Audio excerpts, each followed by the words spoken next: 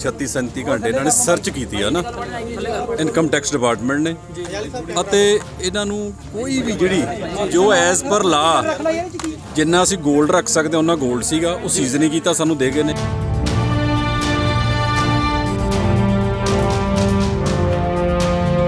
ਤੁਹਾਨੂੰ ਡਰ ਹੈ ਕੋਈ? ਤੁਹਾਨੂੰ ਡਰ ਹੈ ਕਿਸੇ ਗੱਲ ਦਾ? ਕੋਈ ਡਰ ਨਹੀਂ ਹੈਗਾ, ਕੋਈ ਡਰ ਨਹੀਂ। ਲੁਧਿਆਣਾ ਮੁੱਲਾਪੁਰ ਦਾਖਾ ਤੋਂ ਵਿਧਾਇਕ ਮਨਪ੍ਰੀਤ ਇਆਲੀ ਦੇ ਘਰ ਚੱਲ ਰਹੀ ਕਰ ਵਿਭਾਗ ਦੀ ਛਾਪੇਮਾਰੀ ਦੇਰ ਸ਼ਾਮ ਖਤਮ ਹੋ ਚੁੱਕੀ ਹੈ ਅਤੇ ਇਨਕਮ ਟੈਕਸ ਅਧਿਕਾਰੀਆਂ ਸਣੇ ਫੋਰਸ ਵੀ ਵਾਪਸ ਚਲੀ ਗਈ ਹੈ। ਤਸਵੀਰਾਂ 'ਚ ਦੇਖਿਆ ਜਾ ਸਕਦਾ ਹੈ ਕਿ ਵੱਡੀ ਗਿਣਤੀ 'ਚ ਫੋਰਸ ਮਨਪ੍ਰੀਤ ਇਆਲੀ ਦੇ ਘਰ ਤੋਂ ਬਾਹਰ ਨਿਕਲਦੀ ਹੋਈ ਦਿਖਾਈ ਦੇ ਰਹੀ ਹੈ।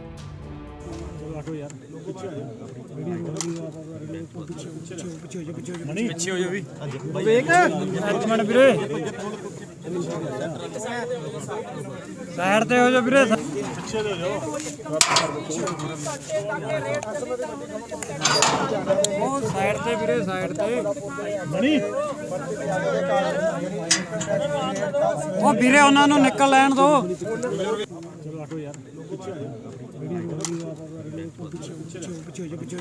ਹੋ ਜਾ ਵੀ ਵੇਖ ਕਰੀਬ 35 ਘੰਟੇ ਤੋਂ ਵੀ ਜ਼ਿਆਦਾ ਚੱਲੀ ਇਸ ਛਾਪੇਮਾਰੀ ਤੋਂ ਬਾਅਦ ਮਨਪ੍ਰੀਤ ਇਆਲੀ ਮੀਡੀਆ ਨਾਲ ਮੁਖਾਤਿਬ ਹੋਏ ਨੇ ਤੇ ਉਹਨਾਂ ਕਿਹਾ ਕਿ ਇਨਕਮ ਟੈਕਸ ਵਿਭਾਗ ਨੂੰ ਕੁਝ ਵੀ ਅਜਿਹਾ ਨਹੀਂ ਮਿਲਿਆ ਜਿਸ ਨਾਲ ਉਹਨਾਂ ਤੇ ਕੋਈ ਕਾਰਵਾਈ ਹੋ ਸਕੇ। ਇਆਲੀ ਨੇ ਕਿਹਾ ਕਿ 1999 ਵਿੱਚ ਵੀ ਰੇਡ ਹੋਈ ਸੀ, ਉਦੋਂ ਵੀ ਅਤੇ ਹੁਣ ਵੀ ਉਹਨਾਂ ਨੂੰ ਕੁਝ ਵੀ ਨਹੀਂ ਮਿਲਿਆ।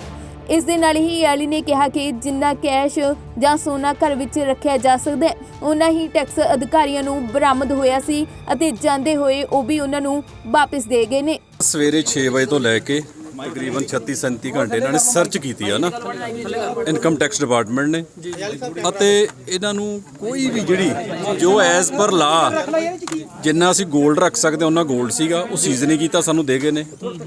ਕੈਸ਼ ਜਿੰਨਾ ਅਸੀਂ ਰੱਖ ਸਕਦੇ ਆ ਕਿਉਂਕਿ ਸਾਡਾ ਖੇਤੀ ਦਾ ਕੰਮ ਆ, ਨਾਲ ਲੇਬਰ ਵੱਡੇ ਪੱਧਰ ਤੇ ਕਾਲਜ ਕੰਮ ਕਰਦੀ ਆ, ਬੰਦੇ ਕੰਮ ਕਰਦੇ ਆ, ਉਹ ਜਿੰਨਾ ਕੈਸ਼ ਰੱਖ ਸਕਦੇ ਉਹਨਾਂ ਕੈਸ਼ ਸੀਗਾ।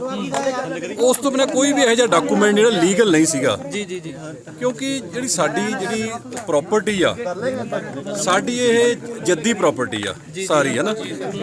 ਇਸ ਪਿੰਡ ਦੇ ਵਿੱਚ ਜਿਹੜਾ ਇੱਥੇ ਅਸੀਂ ਤਕਰੀਬਨ ਲੰਬੇ ਸਮੇਂ ਤੋਂ ਰਹਿ ਰਹੇ ਆ।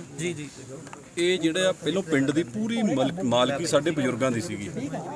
ਇਹ ਪਿੰਡ 1846 ਈਸਵੀ ਦੇ ਵਿੱਚ ਸਾਡੇ ਬਜ਼ੁਰਗਾਂ ਨੂੰ ਪੂਰੇ ਪਿੰਡ ਦੀ ਜ਼ਮੀਨ ਇੱਥੇ ਰਾਜਾ ਸੀ ਸਿੱਖ ਰਾਜਾ ਰਣਮਹੇਸ਼ ਸਿੰਘ ਐਂਗਲੋ ਸਿੱਖ ਵਾਰ ਤੋਂ ਬਾਅਦ ਇਹ ਦਿੱਤੀ ਗਈ ਸੀ ਤੇ 1848 ਚ ਸਾਡੇ ਬਜ਼ੁਰਗਾਂ ਨੇ ਪਿੰਡ ਬੰਨਿਆ ਸੀ। ਸਾ ਗੁਲਾਬ ਸਿੰਘ ਨੇ 3 ਹਿੱਸੇ ਜ਼ਮੀਨ ਲੋਕਾਂ ਨੂੰ ਦੇ ਕੇ ਚੌਥਾ ਹਿੱਸਾ ਜ਼ਮੀਨ ਆਪਣੇ ਕੋਲ ਰੱਖੀ ਸੀ ਅਤੇ ਇੱਥੇ ਅਸੀਂ ਪਿਛਲੇ ਤਕਰੀਬਨ 7 ਪੀੜ੍ਹੀਆਂ ਤੋਂ ਰਹਿ ਰਹੇ ਹਾਂ। ਇਆਲੀ ਸਾਹਿਬ ਲੈ ਕੇ ਕੀ ਕੁਝ ਦੱਸੋ ਮੈਂ ਦੱਸ ਦਿੰਦਾ 7 ਪੀੜ੍ਹੀਆਂ ਦੀ ਵਿਰਾਸਤ ਆ ਸਾਡੇ ਕੋਲੇ। ਜੱਦੀ ਜ਼ਮੀਨ ਆ, ਉਹੀ ਜ਼ਮੀਨ ਜਾਂ ਜੱਦੀ ਆ ਜਾਂ ਵੇਚ ਕੇ ਅੱਗੇ ਜ਼ਮੀਨਾਂ ਖਰੀਦੀਆਂ ਗਈਆਂ ਨੇ। ਠੀਕ ਆ, ਫਿਰ ਅਸੀਂ ਪਿਛਲੇ ਕੁਝ ਟਾਈਮ ਤੋਂ ਰੀਅਲ ਏਸਟੇਟ ਦੇ ਬਿਜ਼ਨਸ 'ਚ ਆਏ ਆ ਕਿਉਂਕਿ ਇੱਥੇ ਪਹਿਲਾਂ ਕਲੋਨਾਈਜ਼ਰਾਂ ਨੇ ਕਿਸਾਨਾਂ ਨੂੰ ਬੜਾ ਪਰੇਸ਼ਾਨ ਕੀਤਾ ਅਤੇ ਹੁਣ ਅਸੀਂ ਜੇ ਕਿਸੇ ਤੋਂ ਜ਼ਮੀਨ ਖਰੀਦਦੇ ਹਾਂ ਉਹਨੂੰ ਅੱਗੇ ਜ਼ਮੀਨ ਵੀ ਲੈ ਕੇ ਦਿੰਦੇ ਆ, ਉਹਨਾਂ ਨੂੰ ਘਰ ਵੀ ਬਣਵਾ ਕੇ ਦਿੰਦੇ ਆ, ਪੂਰਾ ਅਗਲੇ ਨੂੰ ਮਦਦ ਕਰਦੇ ਪਰ ਰਿਸੋਰਸਿਸ ਤੋਂ ਵੱਧ ਜਾਇਦਾਦ ਬਣਾਈ ਹੈ ਨਾ, ਇਸ ਕਰਕੇ ਰੇਡ ਹੋਈ ਹੈ ਨਾ। 1 ਰੁਪਈਏ ਦੀ ਨਹੀਂ, ਰੇਡ 1999 ਵਿੱਚ ਵੀ ਹੋਈ ਸੀਗੀ।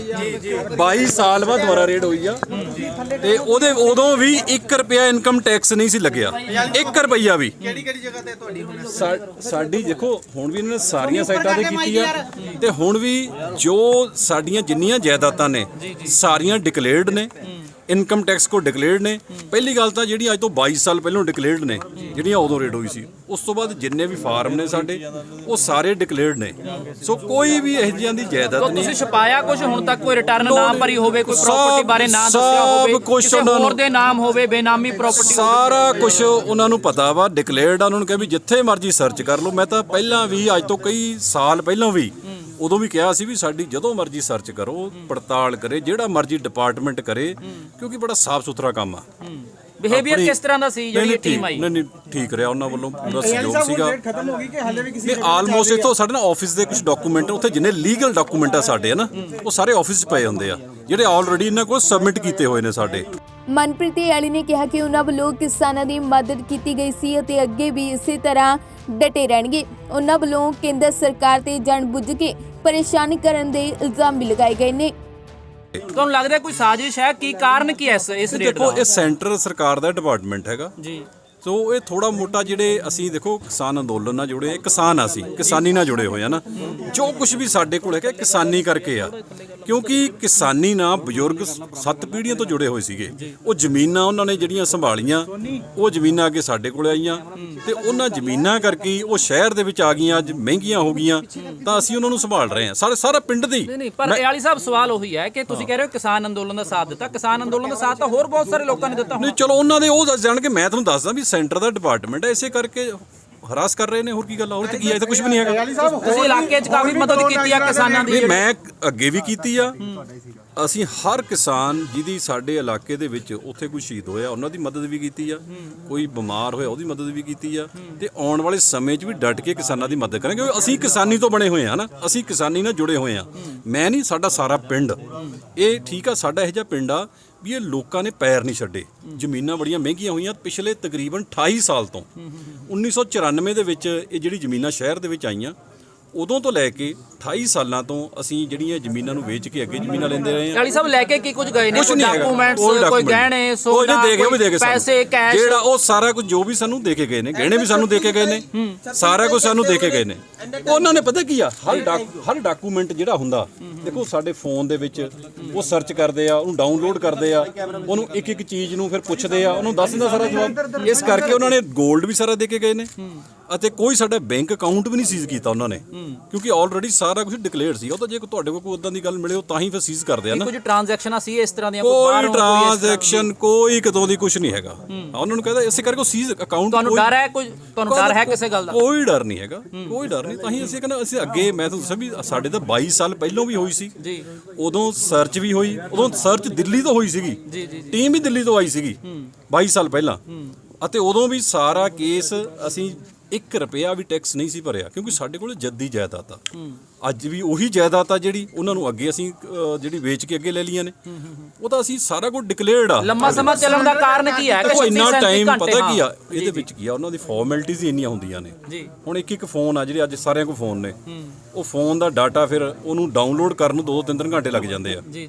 ਜਿਵੇਂ ਅਸੀਂ ਤਾਂ ਆਪਣਾ ਜਾ ਕੇ ਰਾਤ ਨੂੰ ਉਧਰ ਸੌਂ ਗਏ ਸੀਗੇ, ਉਹ ਇੱਥੇ ਗੈਸਟ ਹਾਊਸ 'ਚ ਬੈਠੇ, ਉਹ ਆਪਦਾ ਡਾਟਾ ਸਰਚ ਕਰਨ ਕੀ ਕਰਨਾ ਹੈ ਹੀ ਨਹੀਂ, ਕੋਈ ਉਹ ਕਰਨਾ ਕੀ ਆ। ਸੋ ਡਾਟਾ ਉਹਨਾਂ ਨੇ ਸਾਰਾ ਲੈ ਕੇ ਜਾਣਾ ਹੁੰਦਾ, ਉਹ ਡਾਟੇ ਵਿੱਚ ਕੀ ਕੁਝ ਵੀ ਨਹੀਂ ਹੈਗਾ ਉਹਦੇ ਵਿੱਚ ਵੀ ਕੁਝ ਨਹੀਂ ਨਿਕਲਿਆ। ਕੀ ਕਹਿਣਾ ਚਾਹੁੰਦੇ? ਤੁਹਾਡੇ ਸਮਰਥਕ ਤੁਹਾਡੇ ਆਏ, ਕਾਫੀ ਪਰੇਸ਼ਾਨ ਸੀਗੇ ਕੱਲ ਤੋਂ। ਦੇਖੋ ਹੁੰਦਾ ਹੀ ਆ ਟੈਨਸ਼ਨ, ਜਿਹੜੇ ਸਾਡੇ ਨਾਲ ਦਿਲੋਂ, ਅਸੀਂ ਜਦੋਂ ਲੋਕਾਂ ਨਾਲ ਦਿਲੋਂ ਜੁੜੇ ਹੋਏ ਆ, ਲੋਕ ਸਾਡੇ ਨਾਲ ਦਿਲੋਂ ਜੁੜੇ ਹੋਏ ਨੇ, ਸੋ ਇਸ ਲਈ ਉਹਨਾਂ ਨੂੰ ਪਤਾ ਨਹੀਂ ਟੈਨਸ਼ਨ ਹੁੰਦੀ ਆ, ਕਿਉਂਕਿ ਸਾਡੇ ਤੋਂ ਤਾਂ ਅਸੀਂ ਅੱਗੇ ਚੀਜ਼ ਭੁਗਤ ਚੁੱਕੇ ਆ, ਸਾਡੇ ਲਈ ਨਾਰਮਲ ਗੱਲ ਸੀਗੀ। ਕੀ ਕਹਿਣਾ ਚਾਹੁੰਦੇ ਹੋ ਆਪਣੇ ਸਮਰਥਕਾਂ ਨੂੰ, ਆਪਣੇ ਹਲਕੇ ਦੇ ਲੋਕਾਂ ਨੂੰ, ਪੰਜਾਬ ਵਾਸੀਆਂ ਨੂੰ? ਦੇਖੋ ਅਸੀਂ ਡਟ ਕੇ ਲੋਕਾਂ ਦੇ ਨਾਲ ਖੜੇ ਆ, ਪੂਰੀ ਇਮਾਨਦਾਰੀ ਦੇ ਨਾਲ। ਅਸੀਂ ਪਿਛਲੇ ਲੰਬੇ ਸਮੇਂ ਤੋਂ ਪੁਸ਼ਤਾਂ ਤੋਂ ਹੀ ਮੈਂ ਗੱਲ ਕਰ ਰਿਹਾ, ਪਰਮਾਤਮਾ ਦੀ ਬਹੁਤ ਮਿਹਰ ਆ। ਇਹ ਜਾਇਦਾਦਾਂ ਬਜ਼ੁਰਗਾਂ ਤੋਂ ਮਿਲੀਆਂ ਹੋਈਆਂ ਨੇ, ਉਹਨਾਂ ਨੇ ਸੰਭਾਲੀਆਂ, ਅਸੀਂ ਸੰਭਾਲੀਆਂ ਨੇ। ਇਮਾਨਦਾਰੀ ਨਾਲ ਕਾਰੋਬਾਰ ਕਰਦੇ ਆ। 1 ਰੁਪਈਏ ਦਾ ਕੋਈ ਇਹ ਨਹੀਂ ਕਹਿ ਸਕਦਾ ਵੀ ਅਸੀਂ ਕਦੇ ਕਿਸੇ ਜ਼ਿਮੀਂਦਾਰ ਨੂੰ, ਕਿਸੇ ਨੇ ਸਾਤੋਂ ਕੋਈ ਪਲਾਟ ਖਰੀਦਾ ਉਹਨੂੰ ਕਦੇ ਖਰਾਬ ਕੀਤਾ ਹੋਵੇ। ਕੋਈ ਇੱਕ ਬੰਦਾ ਵੀ ਨਹੀਂ ਹੋ ਸਕਦਾ ਇੱਦਾਂ ਦਾ। ਸੋ ਬੜੀ ਹੀ ਇਮਾਨਦਾਰੀ ਨਾਲ ਕੰਮ ਕਰ ਰਹੇ ਆ, ਤੇ ਠੀਕ ਆ, ਦਿੱਕਤਾਂ ਤਾਂ ਆਉਂਦੀਆਂ ਰਹਿੰਦੀਆਂ ਨੇ। ਕਿਸਾਨਾਂ ਦੇ ਨਾਲ ਖੜੇ ਰਹੋਗੇ, ਹਾਲੇ ਵੀ ਖੜੇ ਰਹੋਗੇ? ਕਿਸਾਨ ਦੇਖੋ ਬਣੇ ਹੀ ਕਿਸਾਨੀ 'ਚ ਹੋਏ ਆ। ਦੇਖੋ ਅਸੀਂ ਠੀਕ ਆ, ਬਹੁਤ ਪਿੰਡ ਸ਼ਹਿਰ ਦੇ ਵਿੱਚ ਆਏ ਨੇ, ਪਰ ਸਾਡਾ ਪਿੰਡ ਇਹੋ ਜਿਹਾ ਵਾ ਵੀ ਇੱਥੋਂ ਦੇ ਲੋਕ ਨੇ ਜਿਹੜੇ, ਇਹਨਾਂ ਨੇ ਅੱਜ ਵੀ ਖੇਤੀ ਨਹੀਂ ਛੱਡੀ। ਮੈਂ ਆਪ ਖੇਤੀ ਕਰਦਾ ਸਾਰੀ, ਸਾਡੇ ਪਿੰਡ ਦਾ ਹਰ ਬੰਦਾ ਖੇਤੀ ਕਰਦਾ। ਇੱਥੋਂ ਵੇਚ ਕੇ ਸਾਰਿਆਂ ਨੇ ਜ਼ਮੀਨਾਂ ਲਈਆਂ ਅੱਗੇ, ਜਿੰਨੀਆਂ ਜ਼ਮੀਨਾਂ ਸੀ ਉਦੋਂ 5 ਗੁਣਾ 10 ਗੁਣਾ ਸਾਰਿਆਂ ਨੇ ਵਧਾਈਆਂ ਨੇ। ਇਹ ਇਹੋ ਜਿਹਾ ਪਿੰਡ ਆ ਕਿ ਇੱਥੋਂ ਦੇ ਮੁੰਡੇ ਸਾਰੇ ਖੇਤੀ ਕਰਦੇ ਨੇ, ਉਹ ਸਾਡੀ ਗਾਈਡੈਂਸ ਨਾਲ ਚੱਲਦੇ ਨੇ। ਅਸੀਂ ਸਾਰੇ ਖੇਤੀ ਨਾਲ ਜੁੜੇ ਹੋਏ ਹਾਂ। ਪੱਤਰਕਾਰਾਂ ਵੱਲੋਂ ਮਨਪ੍ਰੀਤ ਇਆਲੀ ਨੂੰ ਜਦੋਂ ਬੈਂਕ ਟ੍ਰਾਂਜੈਕਸ਼ਨਾਂ ਬਾਰੇ ਪੁੱਛਿਆ ਗਿਆ ਤਾਂ ਉਹਨਾਂ ਨੇ ਦੱਸਿਆ ਕਿ ਉਹਨਾਂ ਕੋਲ ਜਿੰਨੀ ਜ਼ਮੀਨ ਹੈ ਸਾਰੀ ਜੱਦੀ ਜ਼ਮੀਨ ਹੈ ਅਤੇ ਉਹਨਾਂ ਦੇ ਬੈਂਕ ਖਾਤੇ ਵੀ ਕਿਸੇ ਵੀ ਢੰਗ ਨਾਲ ਸੀਲ ਨਹੀਂ ਕੀਤੇ ਗਏ। ਇਸ ਦੇ ਨਾਲ ਹੀ ਮਨਪ੍ਰੀਤ ਇਆਲੀ ਨੇ ਕਿਹਾ ਕਿ ਉਹ ਪਹਿਲਾਂ ਵੀ ਕਿਸਾਨਾਂ ਦੀ ਮਦਦ ਕਰਦੇ ਸੀ ਅਤੇ ਅੱਗੇ ਵੀ ਉਹਨਾਂ ਦੇ ਹੱਕ 'ਚ ਹਮੇਸ਼ਾ ਦੀ ਤਰ੍ਹਾਂ ਡਟੇ ਰਹਿਣਗੇ। ਲੁਧਿਆਣਾ ਤੋਂ ਲਖਵਿੰਦਰ ਸਿੰਘ, ਪੰਜਾਬੀ ਲੋਕ ਚੈਨਲ।